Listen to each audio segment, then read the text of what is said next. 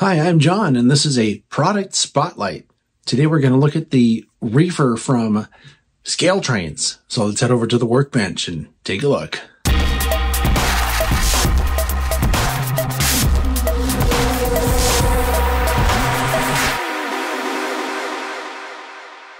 All right, here's what we're looking at today. This is a model by ScaleTrains. It's an HO scale Trinity 82-foot 7883 Reefer. This comes from the Rivet Counter line from ScaleTrains, and there's something unusual about it, which is it has sound. So they have non-sound and sound-equipped versions of these models. The non-sound equipped version goes for $54.99, and the sound-equipped version goes for $89.99. I do want to mention something that I found interesting on this model. These have a minimum radius of 22 inches with a recommended radius of at least 24 inches. And frankly, anytime you have a car of this length, you want to have it on as broad of curves as you can, because they look kind of weird when you get them into tight curves. Unlike a lot of rolling stock that we spotlight here on the channel, this one came with a full product manual, which is very comprehensive, including a very detailed exploded view drawing, and it came with a little bag with extra bearing end caps. They do have a number of variations on this model, as well as different road numbers, so your best bet would be to go to the ScaleTrains website and see if they have what you're looking for. Looking at the side of this car, you can see that it has outstanding printing. The logo especially looks nice over here on the side. And all of the printing on this car is legible with magnification. Something else you'll notice as you're looking at this model is that it has the conspicuity stripes. Those are the little yellow marks. And those came about in the 90s, which makes this a more modern prototype. Looking at the brake end detail, you can see all kinds of really nicely done, separately applied details, such as these ladders on the end, this thin wire grab that goes across, separately applied. Of course, the brake wheel and chain detail, also separately applied. It has a photo-etched crossover platform, which is really cool. Then it also has the uncoupling lever, and behind the knuckle coupler there, it has air hose detail. So it has everything. Very nicely detailed model straight out of the box. A quick look at the brake end from this angle demonstrates the hose detail I talked about right here. Here's the other side of the model, and while we're looking at it, I would point out just how good all the detail is around the door. The latches and everything look like separately applied parts. I think some of that stuff is separately applied. But moreover, what I'm thinking is, if you were to weather this with just slightly darker colors where the dirt would collect, imagine how much that's going to pop. It's just really, really good detail around the door. And the other cool thing about it is, look at all the writing. All that printing in there is legible, and it looks just spectacular. These are 100-ton trucks with 36-inch metal wheels. You can see that they have little stamps on them, right, on the frame of the truck. And then I mentioned the extra bag of parts because the bearing end caps, in fact, rotate. You can see that. Now for the A end.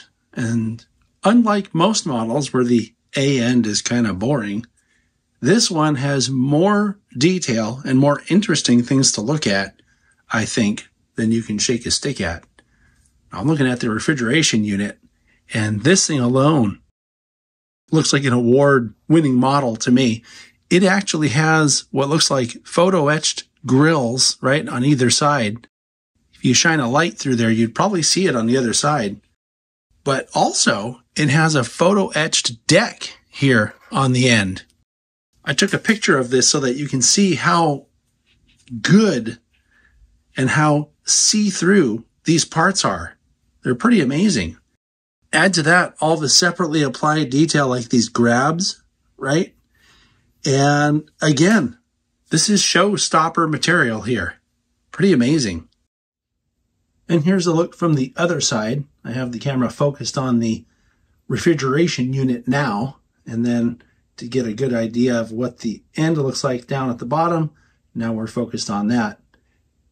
Lots of really interesting looking detail and just a lot to look at here. There isn't really a whole lot to look at on the roof, but I did notice that there's some roundish details on the top of the refrigeration unit. Now we're going to look at the bottom of the car, and you can see it has all kinds of separately applied brake detail. I'm looking down at the ends here. It's very detailed on the ends, but the one thing I want to point out while we're looking at the bottom is this. There's a little hole, and inside that little hole is a button. And the button will make the volume of the sound on this model higher or lower, depending how many times you push it. It has 4 different sound levels. So what I'm going to do on this spotlight is show you how it came out of the box. Okay, so here's something you don't hear me say very often with these freight cars is we're going to run the model now. And what I mean by that is I told you before that this is sound equipped. And I'm going to turn the track power on, and I want to show you something also. There's a reason why it's dark in here. So now the track power's on, the sound's activated, and something that's really cool about this model, I don't think I've ever seen this in an HO scale model before, is that it has a light in here. There's an LED that shows you, it's like the control panel for the refrigeration unit or a simulation of such.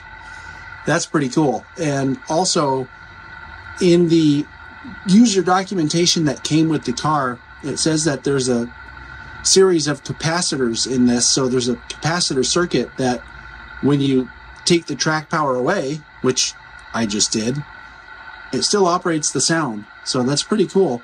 And of course the light stays on as well. The odd thing to me is that on the website, they say it has a battery in it, but in the user documentation, it says capacitors. So I'm not really sure whether they're using capacitors or battery, but the fact is, if it goes over dirty track, it'll still maintain the sound. Well, all I'm going to say is, wow, what a model. And if you're the kind of person who really likes to have the additional sound of mechanical reefers on your layout, the good news is they're making these with sound. The more good news, or the additional good news, is if you wanted to save a little bit of money, you could just have a couple of these or a few of these, depending how long the train is, and it'll give you the effect that you want without blasting you out of your layout room. So the details are amazing.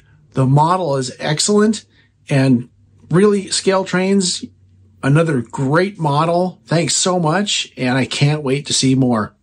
Thanks for watching, and I'll see you next time.